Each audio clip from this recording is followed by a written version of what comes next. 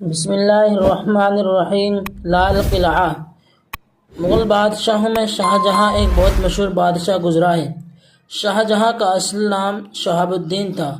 شاہ جہاں کو عمدہ عمارتیں بنوانے کا بہت شوق تھا۔ دہلی کی جامع مسجد، دہلی کا لال قلعہ اور آگرہ کا تاج محل شاہ جہاں کی عظیم یادگاریں ہیں۔ شاہ جہاں کے دادا شہنشاہ جلال الدین محمد اکبر نے اپنے ملک ہندوستان کی راجدھانی آگرہ کو بنایا تھا۔ اس وجہ سے اکبر بادشاہ نے آگرہ میں نہایت عظیم الشان قلعہ بنوایا تھا۔